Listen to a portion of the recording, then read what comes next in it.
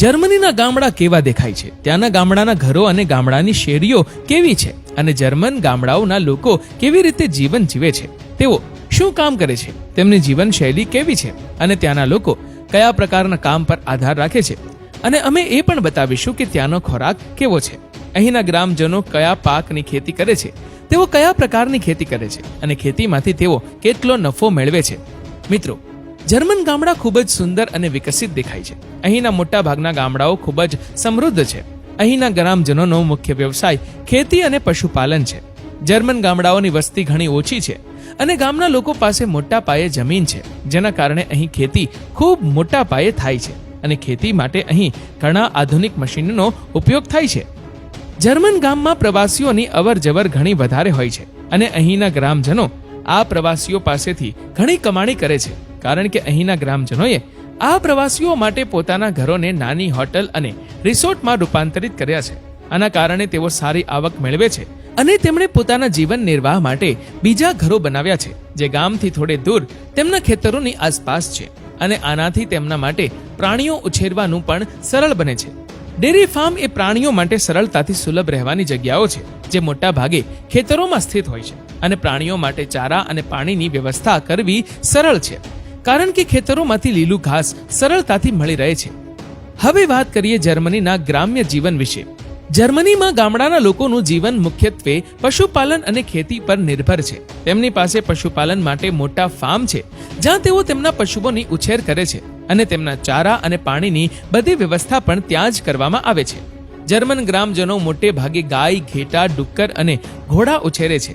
ગાયના દૂધ અને તેના ઉત્પાદનનો વ્યવસાય જર્મનીમાં ખૂબ પ્રખ્યાત છે. જર્મન ખેડૂતોની આવકનો મોટો હિસ્સો ગાયના દૂધમાંથી આવે છે. નાના ખેડૂત હોય કે મોટા ડેરી ફાર્મ, મોટા ભાગના લોકો તે કરે છે. અહીંના ગ્રામજનો પાસે પોતાના મોટા ડેરી ફાર્મ છે, જ્યાં 100 થી 200 ગાયો હોવી સામાન્ય છે, અને તેઓ ડેરી ફાર્મિંગમાંથી સારી આવક મેળવે છે. જર્મનીમાં દૂધનો વ્યવસાય સૌથી વધુ થાય છે. જર્મની અન્ય દેશોને સૌથી વધુ દૂધ અને દૂધના ઉત્પાદનો વેચે છે. આના પરથી તમે જર્મનીમાં ડેરી ફાર્મિંગના સ્તરનો અંદાજ લગાવી શકો છો.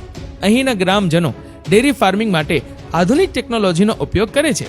બધા કામ ઓટોમેટિક મશીનો દ્વારા આપમેળે થાય છે. પછી ભલે તે પ્રાણીને ચારો અને પાણી પૂરું પાડવાનું હોય કે પછી તેને દૂધ દોહવાનું હોય, બધા કામ ઓટોમેટિક મશીનો દ્વારા આપમેળે થાય છે. હવે ચાલો જાણીએ કે જર્મનીમાં ખેતી કેવી રીતે થાય છે અને ખેતીમાંથી કેટલો નફો થાય છે. જર્મનીમાં ગ્રામજનો પાસે મોટી જમીન હોવાથી તેમના ખેતરો પણ ખૂબ મોટા છે. સરેરાશ એક ખેડૂત પાસે ખેતી માટે 100 એકરથી 200 એકર જમીન હોય છે. ખેતીમાં અહીં મોટા ભાગે ઘઉં અને બાજરી ઉગાડવામાં આવે છે. આ ઉપરાંત શાકભાજીમાં બટાકા, ડુંગળી, કોબી અને ફળોમાં સ્ટ્રોબેરી, દ્રાક્ષનું વાવેતર સૌથી વધુ અને ખૂબ મોટા પાયે થાય છે, અને આ બધાને યુરોપના અન્ય દેશોમાં મોકલીને ઘણો નફો થાય છે. અહીંના નાના ખેડૂતો જેમની પાસે ઓછી ખેતીની જમીન છે, તેઓ સ્થાનિક ખેડૂત બજારમાં પોતાનો પાક વેચે છે. જર્મનીના દરેક ગામમાં તમને ખેડૂત બજાર જોવા મળશે. આ ખેડૂત બજારો એવી જગ્યાએ આવેલા છે જ્યાં નજીકના ગામડાઓના લોકો સરળતાથી આવીને પોતાનો માલ અહીં મોકલી શકે છે. જર્મનીમાં ખેડૂતો તેમના પાક અથવા ઉત્પાદન સીધા ગ્રાહકોને વેચે છે, જેનાથી તેમને સારો નફો મળે છે અને તમને તમારા પાકનો સારો ભાવ મળે છે. હવે છેલ્લે જાણીએ કે જર્મનીના ગ્રામજનો ખેતી કે ડેરી ફાર્મિંગમાંથી મહિનામાં કેટલી કમાણી કરે છે. ખરેખર ખેડૂતોની આવક તેમના કામ પર આધારિત છે. તે કયા પ્રકારની ખેતી કરે છે, તમે કેટલું કરો છો. જો તમે પશુપાલનનો વ્યવસાય કરો છો તો તમારી પાસે કેટલી ગાયો અને અન્ય પશુઓ છે. આ સાહેબો એક મહિનામાં કેટલી કમાણી કરશે તે તેમના પર નિર્ભર છે.